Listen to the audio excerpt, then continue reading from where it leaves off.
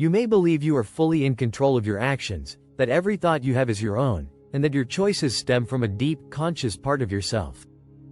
But what if that's not true?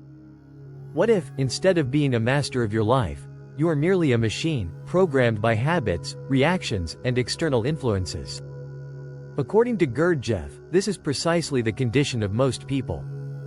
They move through life in a mechanical state, reacting rather than acting, asleep rather than awake.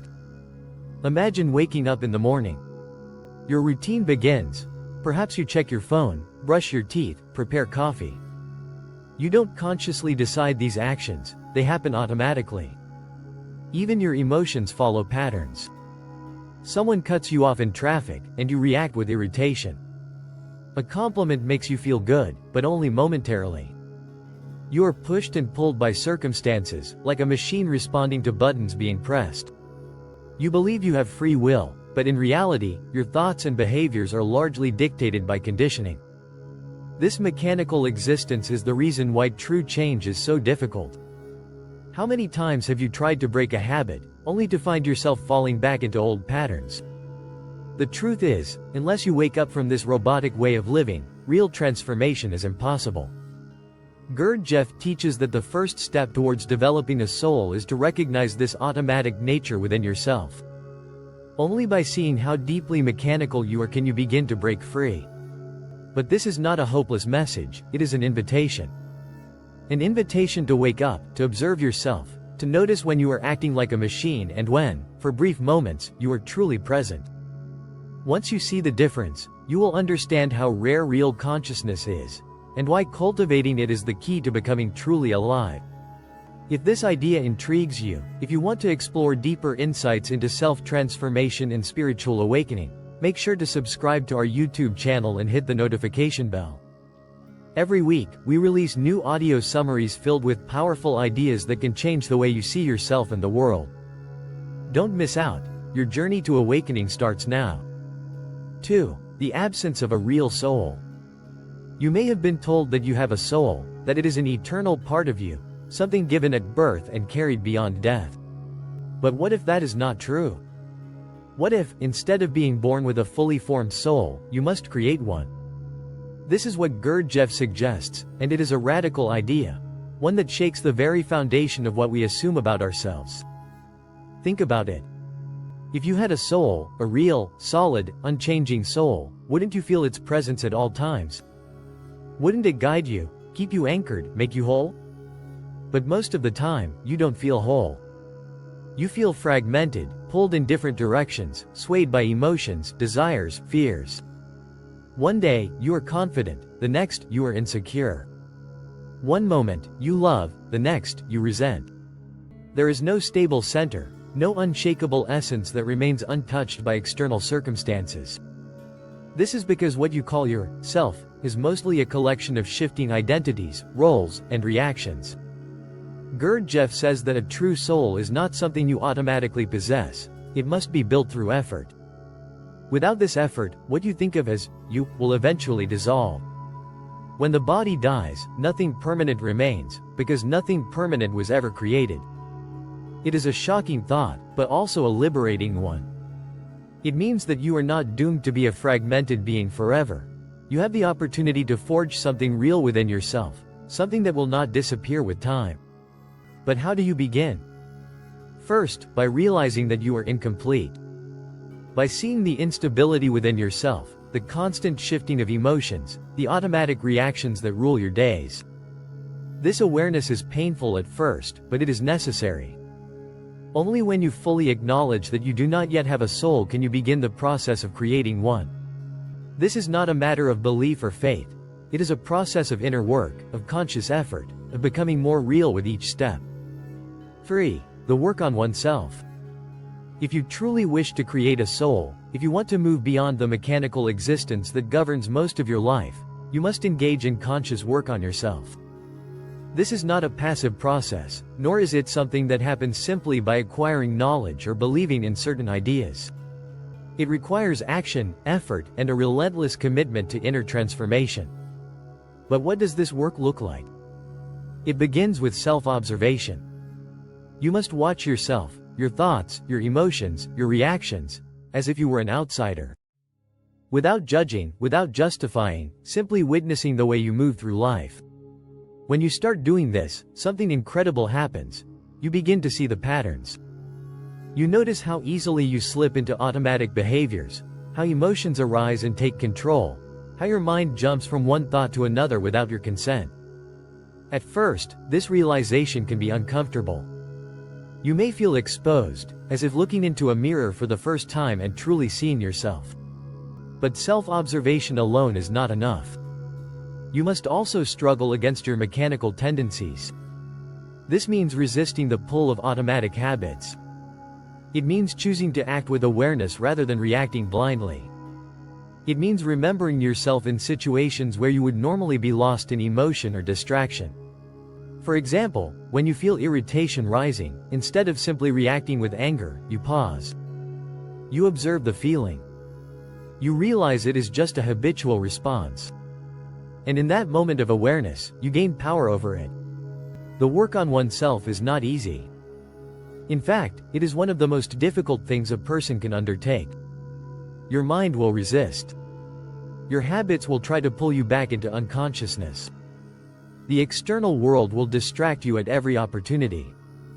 But if you persist, if you refuse to fall back asleep, something remarkable begins to happen. You start to wake up. You begin to experience moments of true presence, where you are fully here, fully alive. And in those moments, you will understand. This is the path to creating something real within yourself. This is the first stage of the work: watching, struggling, remembering. Over time, if you continue, this effort will lead to something deeper, something more profound, the birth of a real self, the foundation of a soul. But it all begins with the simple, yet revolutionary act of paying attention. 4. The role of voluntary suffering. You have been taught to avoid suffering. Society tells you to seek comfort, to eliminate difficulties, to chase pleasure and escape pain at all costs. But what if suffering, when approached in the right way, was not an enemy, but a tool? What if, instead of something to flee from, it was something to consciously embrace as part of your transformation? Gurdjieff introduces a radical idea. Voluntary suffering is essential for creating a real soul. This does not mean seeking out pain for its own sake. It does not mean self-punishment or martyrdom. Instead, it means choosing to endure the discomfort that comes with inner work, facing the parts of yourself that you would rather ignore, and resisting the automatic tendencies that keep you asleep. Consider how much energy you spend avoiding discomfort. When something disturbs you, you distract yourself. When an unpleasant emotion arises, you suppress it.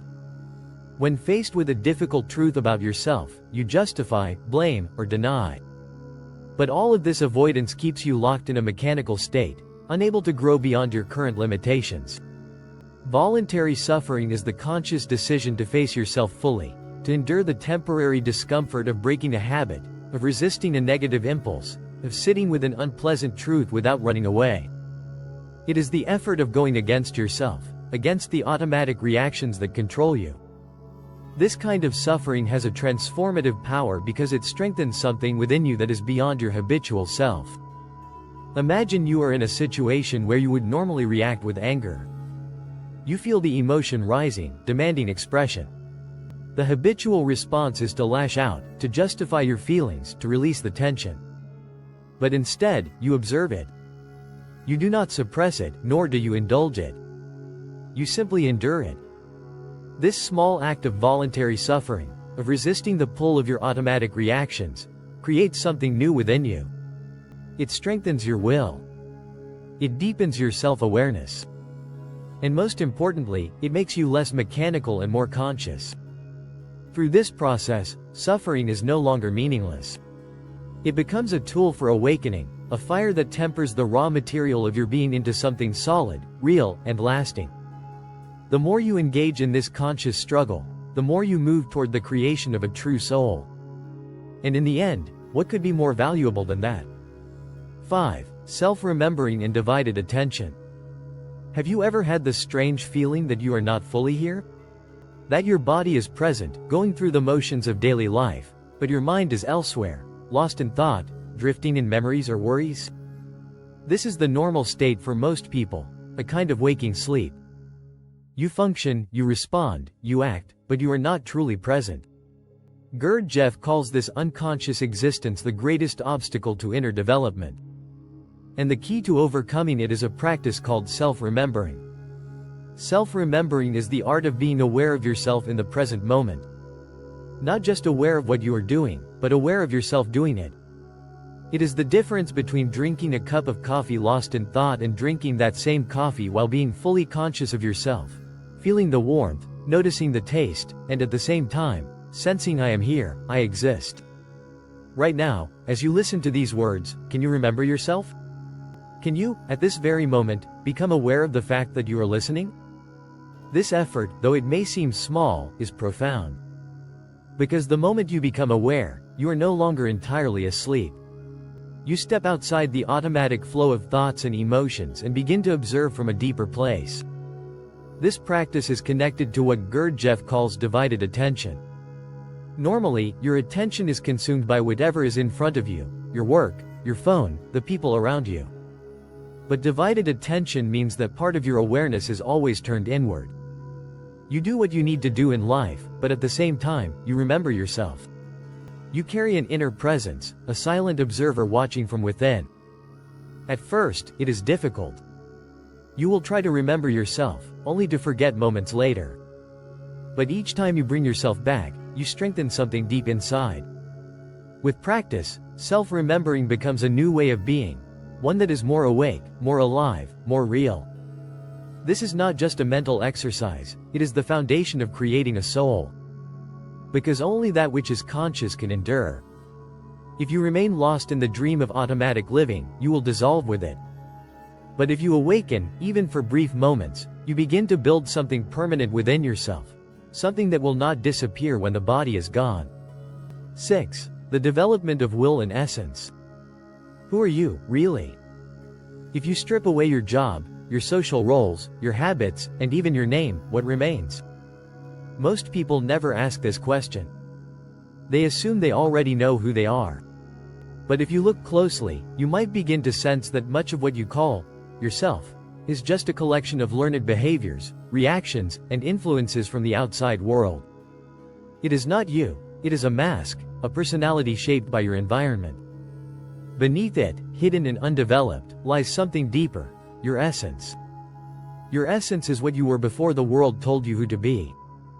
It is the raw material of your true self, the part of you that existed as a child, before layers of conditioning buried it under social expectations and automatic habits.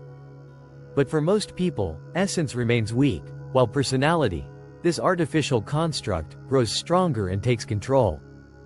This is why so many feel disconnected from themselves, why there is a constant inner conflict between what they feel deep down and the persona they present to the world. Gurdjieff teaches that to create a soul, your essence must grow, and personality must take its proper place as a servant, not a master. But how does this happen? It requires the development of something most people lack: real will. Not the kind of willpower that helps you stick to a diet for a few weeks, but something far greater, a conscious, unified direction of being. Right now, your desires pull you in different directions. One moment, you want one thing, the next, you want something else. You try to make a change, but another part of you resists. This inner fragmentation keeps you weak, divided, unable to build anything permanent. Developing will means learning to align all parts of yourself under a single aim, an aim higher than the mechanical desires that come and go. This is why self-remembering, struggle, and voluntary suffering are essential.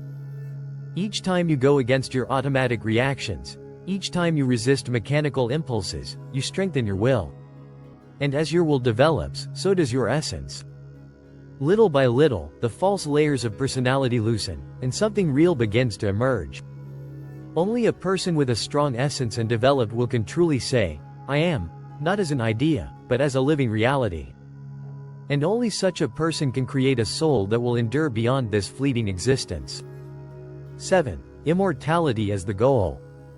What happens to you after death? Have you ever truly considered it, not as a matter of belief, but as a real question, one that concerns you directly? Most people assume that they will continue in some form, that something of them will survive. Religions speak of heaven, reincarnation, or a return to the divine. But what if survival is not automatic? What if only those who have created something permanent within themselves can endure beyond death? Gurdjieff presents a striking idea. You are not born with an immortal soul. If you do not develop one, if you live your life mechanically, if you remain asleep, then at the moment of death, you will simply dissolve. Your body will return to the earth, and whatever sense of I you had will scatter like dust in the wind. This is not a punishment, it is simply a fact of nature. Only that which is real, conscious, and whole can survive. If you do not forge a soul through effort, there will be nothing left to continue. Think of dreams. Have you ever noticed how unstable your sense of self is in a dream? You shift identities, your thoughts are scattered, there is no clear continuity. Now, imagine that your entire life has been like that, disconnected, fragmented, lost in automatic reactions. If you have never truly been awake in life, why would you expect to remain awake in death? But there is another possibility. If you work on yourself, if you struggle against your mechanical nature, if you develop real will, essence, and awareness, then you create something solid within you. Something that does not depend on external circumstances. This is the creation of a soul. This is the foundation of real immortality. It is not a vague idea, not a matter of faith, but a practical result of inner transformation. If you begin to awaken now, if you make the effort to remember yourself, to observe your reactions, to resist your automatic tendencies, then something new starts to grow within you. It is subtle at first, but over time, it becomes stronger. One day, you will no longer need to ask whether you will survive death, because you will know. You will feel the presence of something unshakable within you, something that is beyond time, beyond personality, beyond the temporary identity you once believed to be yourself. That is the true meaning of creating a soul. And that is the only path to real immortality. Conclusions. You are not just a collection of habits, reactions, and fleeting thoughts. Beneath the surface, beyond the mechanical patterns of daily life, there is something real waiting to be awakened. The journey toward creating a soul is not easy, but it is the only journey worth taking. Every moment you spend in awareness, every struggle against unconsciousness, every act of self-remembering brings you closer to something eternal. You have the power to become more than what life has made of you. Wake up. Begin now. Become who you were meant to be. Your soul is waiting to be created.